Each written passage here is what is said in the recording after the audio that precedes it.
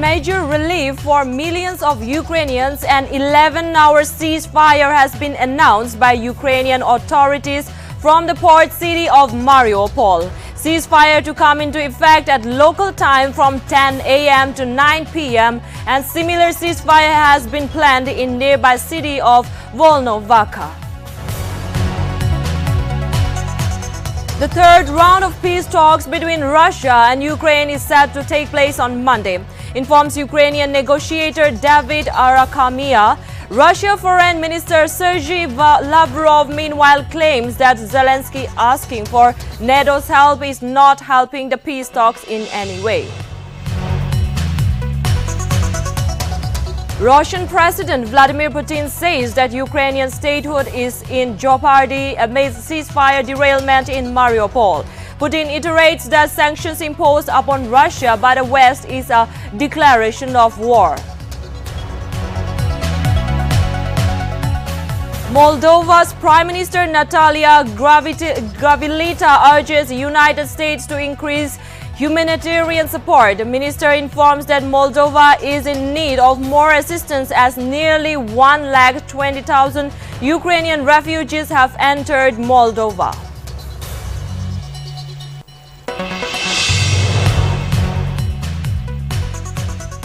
Prime Minister Narendra Modi inaugurates a 12-kilometer stretch Pune Metro rail project.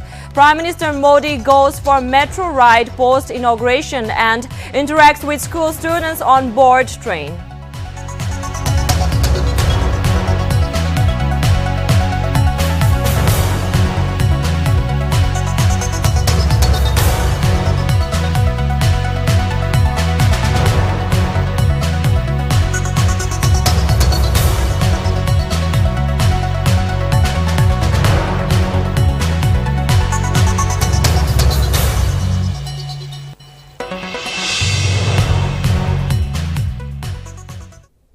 Greetings to viewers of Nltv. I'm Rinki Gogoi and you're watching Nltv Primetime News. Let's see more of the news in details.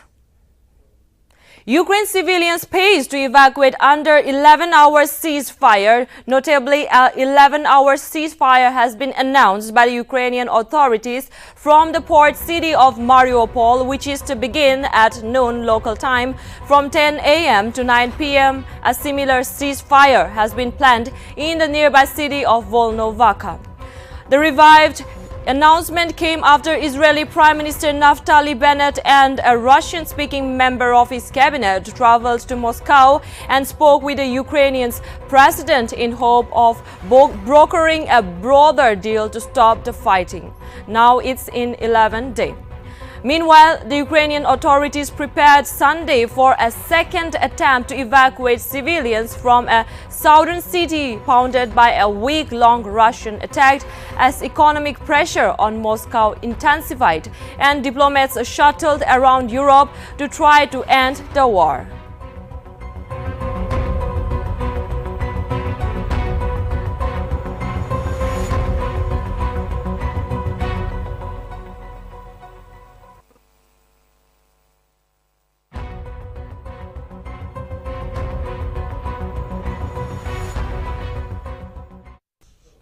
Russia and Ukraine to hold the third round of peace talks on Monday.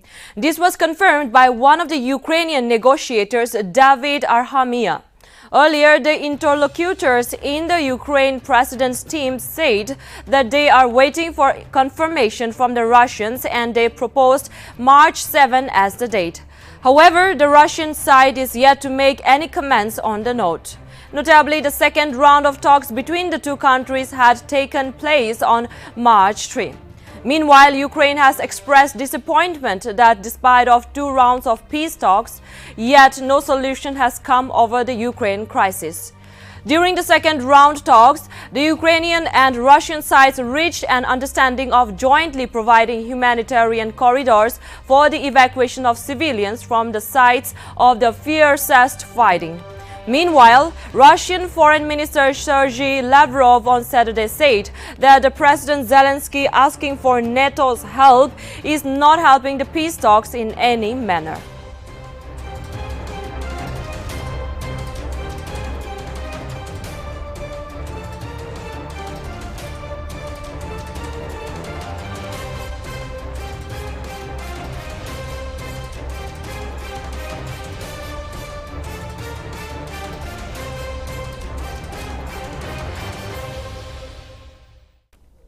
Russian President Vladimir Putin on Saturday made a statement saying that Ukrainian statehood is in a state of jeopardy.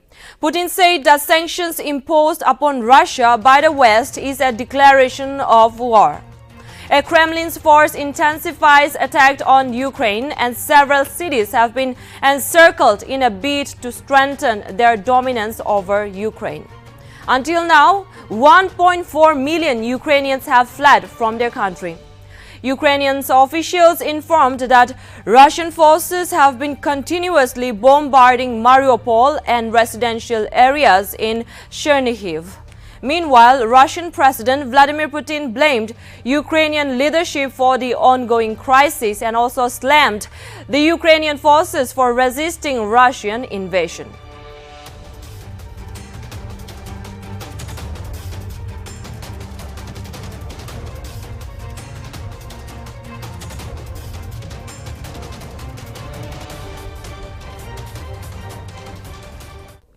Mariupol to attempt civilian evacuation as the humanitarian situation in southeastern city of Mariupol is extremely dire with huge displacement of people.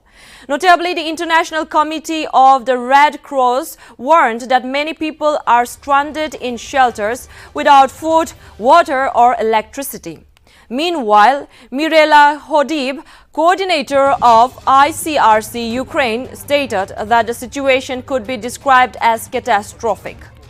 It may be mentioned that the Ukraine port city of Mariupol is surrounded by Russian after earlier efforts of evacuation were scuppered by ceasefire violations. According to the city officials, the evacuation of the civilian population begins from 12 p.m.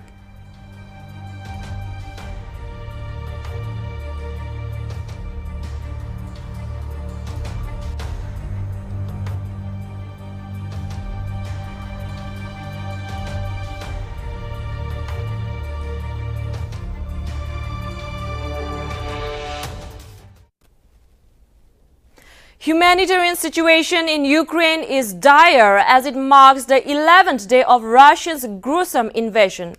In the latest development, the Russian Defense Ministry has claimed that its armed forces have destroyed 2,119 Ukrainian military buildings since the beginning of the operation. Meanwhile, fresh airstrikes have been reported in Kharkiv, resulting in the collapse of several buildings. On the other hand, Ukraine civilians raced to evacuate under 11-hour ceasefire imposed on Mariupol and Volnovakha. Moreover, the World Health Organization has confirmed several attacks on the healthcare centers in Ukraine and is investigating others. Also, reportedly, US plans to create Zelensky government in exile in Ukraine in Poland. Furthermore, Moscow struck and disabled Ukraine's Starkostintin military airbase with long-range, high-precision weapons, Russian Defense Military said. Meanwhile, Britain's Deputy Minister Dominic Raab said that the conflict in Ukraine will last months, if not for years, and that international allies need to show strategic stamina to ensure Russian President Vladimir Putin fails. Moreover, Ukraine had announced that formation of an international Legion of Territorial Defense of Ukraine for foreign volunteers to help the country in the war against Russia. Ukraine have been urging foreign volunteers arrive in the country to assist in the fight against the Russian invading forces.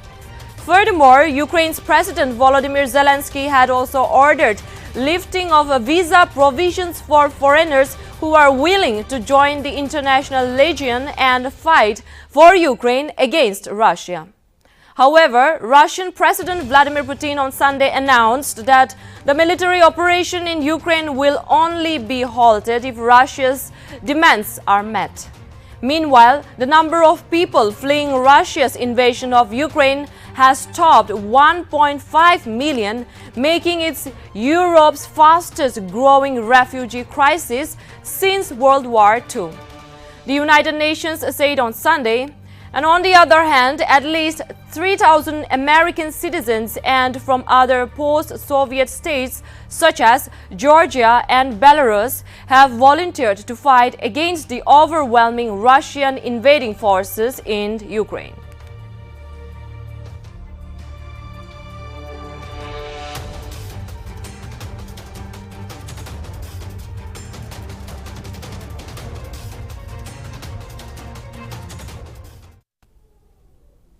Russia struck and disabled Ukraine's Starokostiantin military air base on Sunday with long-range, high-precision weapons. It may be mentioned that the Russian armed forces continue to strike the military infrastructure of Ukraine. Reportedly, the Ukrainian-controlled S-300 missile system had also been destroyed by the Russian rocket forces. Furthermore, Russia's defense ministry said that Russia had downed 10 Ukrainian planes and helicopters over the past 24 hours.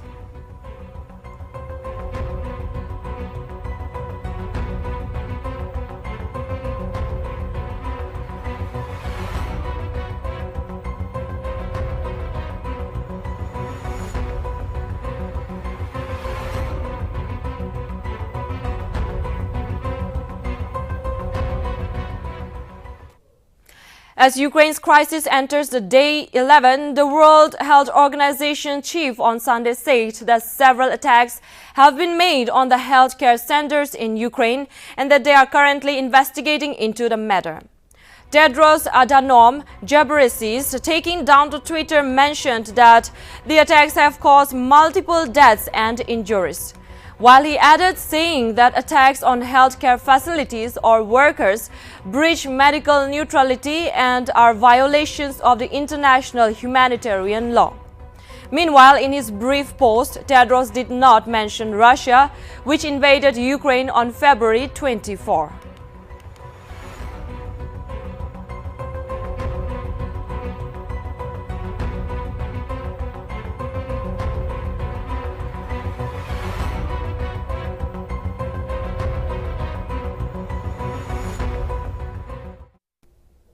Meanwhile, card payment giants Visa and MasterCard on Saturday announced that they will suspend operations in Russia.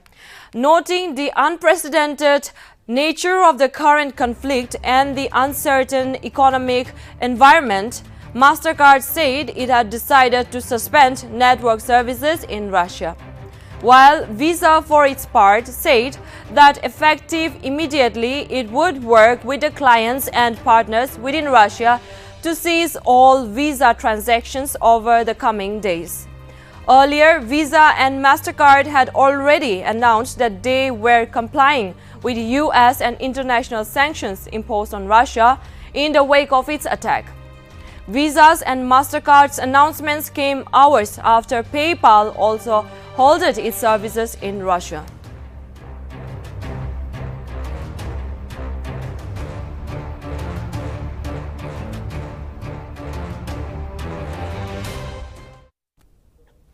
Moldovan Prime Minister Natalia Gavrilita urged the United States on Sunday to provide more humanitarian support as the number of refugees fleeing the war in Ukraine to the small European country hit 1,120,000.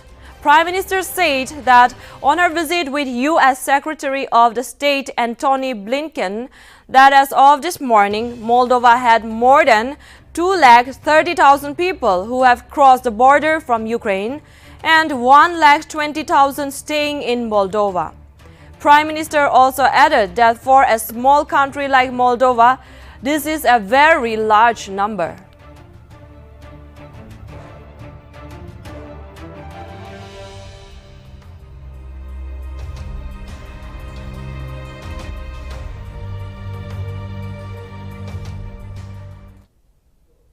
Ukraine President Volodymyr Zelensky invited the world's richest man, Elon Musk, to Ukraine. The conversation with Elon Musk was posted to Zelensky's official Instagram page. In a tweet, Zelensky said that a new batch of Starlink system will be received next week for destroyed cities. Last week, Musk offered services of his Starlink satellite internet access after an SOS from the Vice PM on Saturday. Musk said that Starlink was told by some governments, not Ukraine, to block Russian news sources. Musk also called for the US to increase oil supplies to reduce Russia dependence. Ukraine has been witnessing a disruption in internet services with the Kremlin offensive entering the 11th day. Musk's SpaceX plans to take thousands of Starlink satellites into orbit, creating an internet service constellation. It aims to provide a low-cost alternative to remote land-based systems that are vulnerable to interrupt. Scientists jumps like you. So if you have time after the war, you're very welcome. I invite him. Yeah, so that sounds good. Well, I look forward to visiting once things are. Scientists jumps like you. The first batch of the United Nations Children's Fund humanitarian supplies arrived in Lviv, western Ukraine on Sunday from UNICEF's Global Supplies and Logistics Hub in Copenhagen. Supplies included personal protective equipment, medicine, first aid kits, midwifery kits, surgical equipment, and early childhood and recreational kits.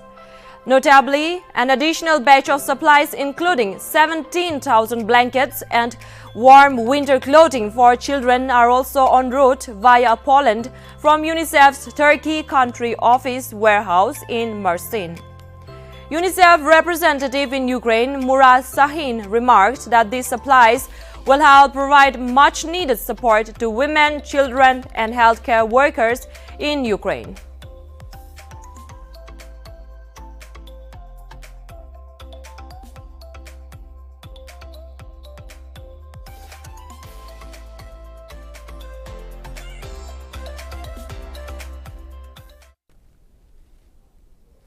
Ukraine's Foreign Minister Dmytro Kuleba has urged Indian Prime Minister Narendra Modi to reach out to Russian President Vladimir Putin to stop the ongoing invasion of his country.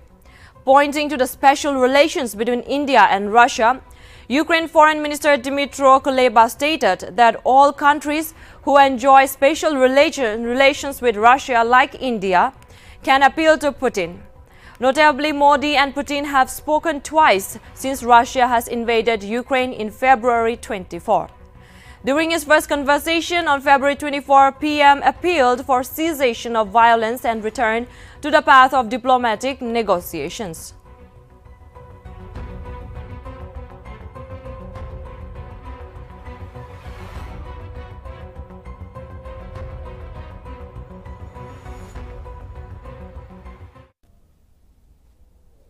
On the other hand, the Indian Embassy in Ukraine on Sunday has advised all the Indian nationals in Ukraine to fill up an online form on an urgent basis amid the Russian invasion. The Indian Embassy in Kyiv tweeted on Sunday, stating all Indian nationals who still remain in Ukraine are requested to fill up the details contained in the attached Google form on an urgent basis. Be safe, be strong. The embassy said in an advisory.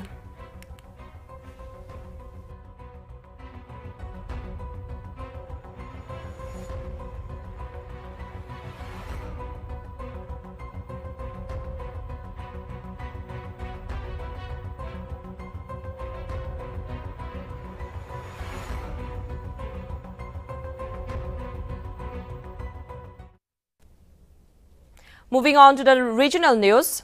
The All Manipur Working Journalists Union has denounced the attack on 2 TV reporters and a video journalist and the snatching of a mobile phone during the first and the second phases of the assembly elections in the state.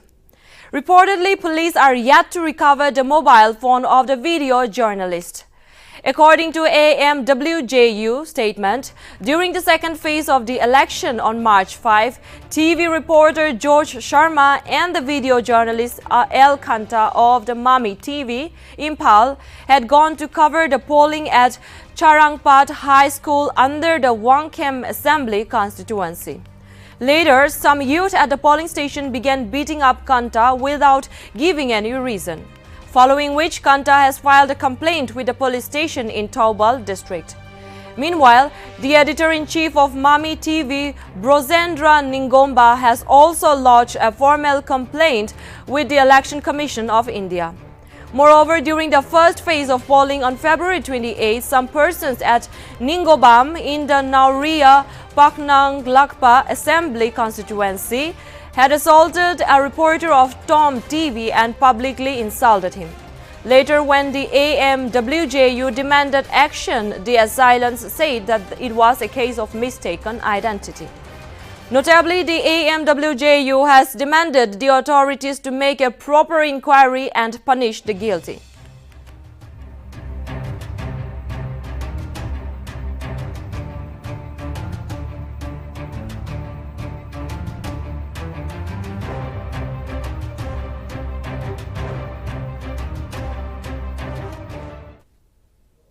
Prime Minister Narendra Modi on Sunday inaugurated a 12-kilometer stretch of the Pune Metro rail project. After the formal inauguration concluded, Prime Minister Modi bought a metro ticket and went for a ride from Garwar College Metro Station till Anand Nagar Station. In a video, Prime Minister Modi can be seen interacting with school students during the ride. PM Modi further stated that the Indian government is working on improving mass transportation, including metro rail connectivity.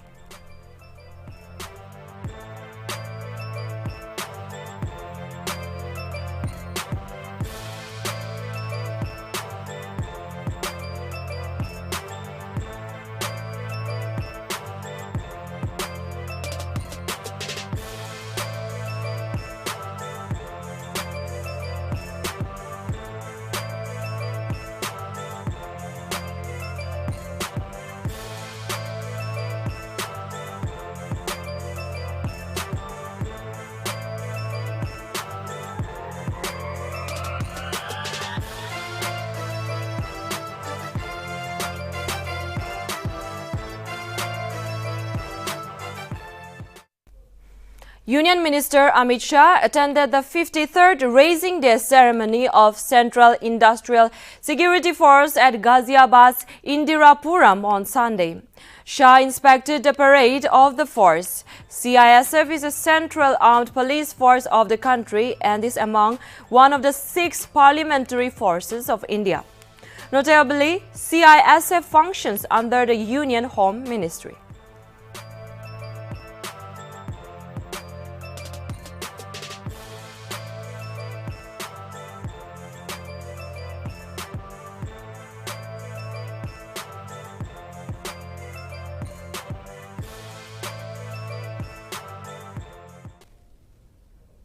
Mobile internet and broadband services in several regions of West Bengal will temporarily be suspended to prevent unlawful activities. As per an order issued by the state government, the services will remain suspended in a few blocks of Malda, Murshidabad, Uttar Dinajpur, Cooch Behar, Jalpaiguri, Birbhum and Darjeeling between 11 a.m. and 3:15 p.m. during March 7 to 9, 11 to 12 and 14 to 16. In an official order, West Bengal's Additional Chief Secretary said that intelligence reports have been received that internet transmissions and voice over internet telephony might be used for unlawful activities in certain areas over the next few days. However, no restriction is being imposed on voice calls, SMS and newspapers.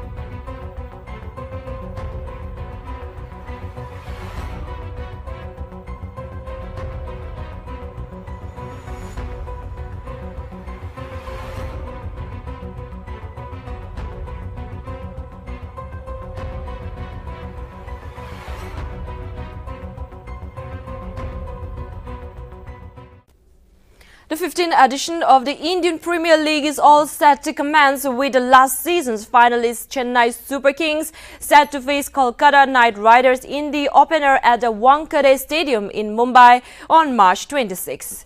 Notably, as many as 10 teams will battle it out for the ultimate glory over the course of 2 months, with the final set to be played on May 29.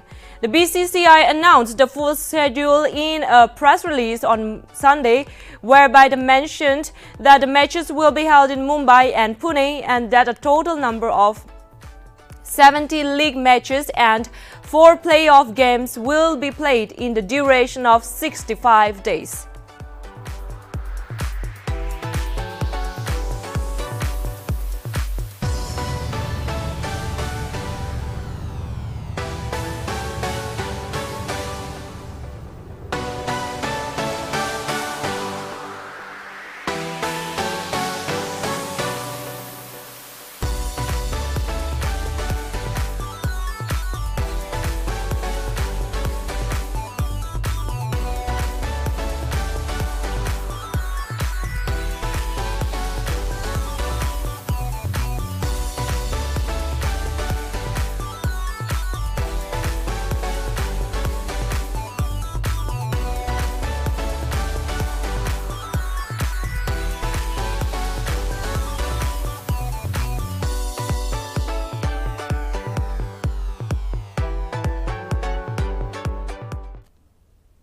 Thank you, viewers. That's all from Nltv Primetime News. I'm Rinki Gogoi signing off. But for more updates, keep watching Nagaland TV. So Manulagawas.